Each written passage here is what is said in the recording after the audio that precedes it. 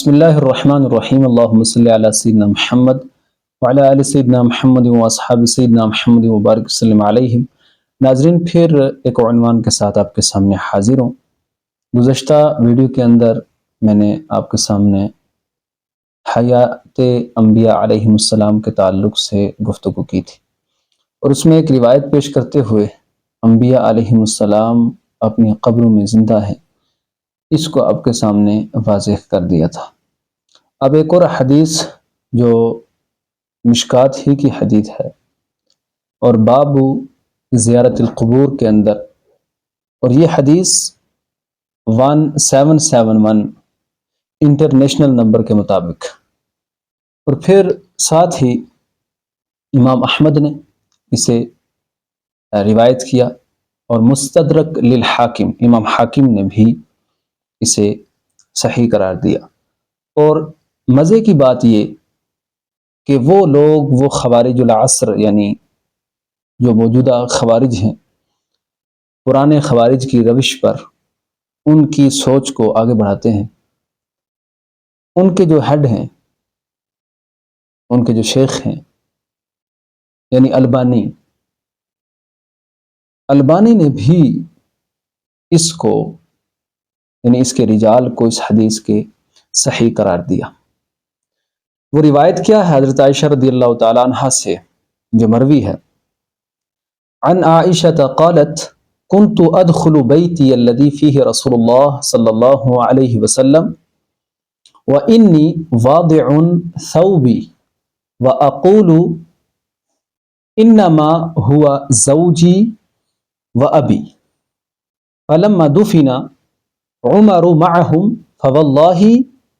ما دخلته الا وانا مشدودة علی ثیابی حیاء من عمر۔ اہل ایمان کے لیے یہ حدیث پاک اپنے عقیدے کو درست کرنے کے لیے، ایمان کو درست کرنے کے لیے،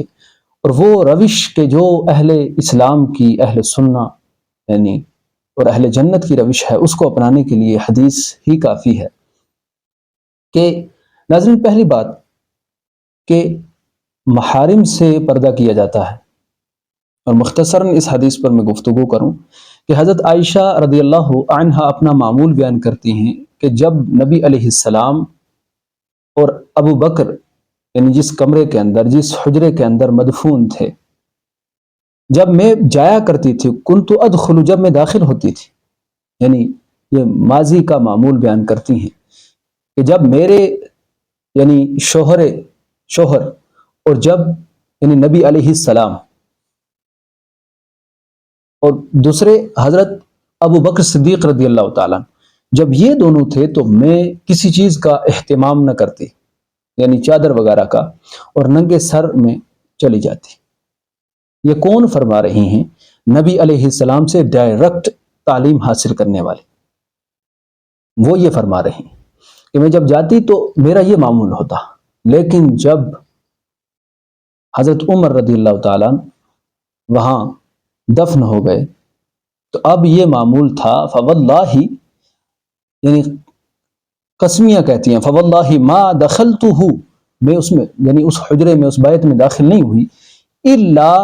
وانا مشدودۃ علی ثیابی، اس حالت میں کہ میرے سر پر میں نے اوڑھنی اوڑھ لی، اور خوب پردہ کرنے کے بعد۔ کس لیے؟ حیاء من عمر، حضرت عمر سے حیا کرتے ہوئے، یعنی جیسے زندوں سے کوئی حیا کرتا ہے، زندوں کے سامنے، کسی غیر محرم کے سامنے کوئی عورت جاتی ہے تو حیا کی وجہ سے پردہ کرتے ہوئے کیا کرتی ہیں؟ پردہ کر لیتی ہے۔ اسی طرح حضرت عائشہ بیان کرتی ہیں کہ جب میں حضرت عمر کے مدفون ہونے کے بعد جاتی تو یہ التزام و اہتمام کرتے۔ اب اہل ایمان اس پر غور کریں کہ یہ اہتمام جو ہو رہا ہے، کیا یہ سمجھ کے ہو رہا ہے کہ معاذ اللہ رب العالمین، معاذ اللہ رب العالمین، مر کر مٹی ہو گئے؟ بلا شبہ ایسا نہیں، بلکہ نبی علیہ السلام کی تربیت یافتہ، ان کے سامنے اور ان سے بالمشافہ تعلیم حاصل کرنے والی فقیہہ یہ تصور دے رہی ہیں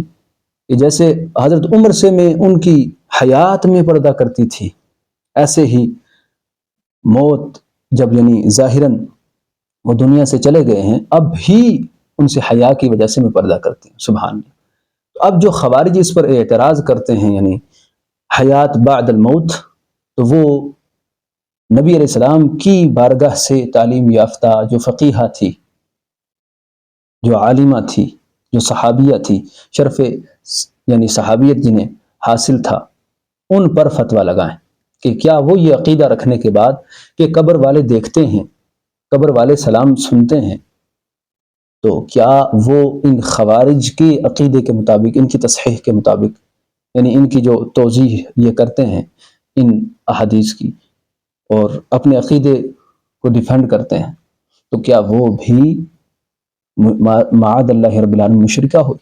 بلا شبہ وہ مشرکہ نہیں، وہ اہل جنت میں سے ہیں اور اہل السنہ ہیں بحمد اللہ تعالی۔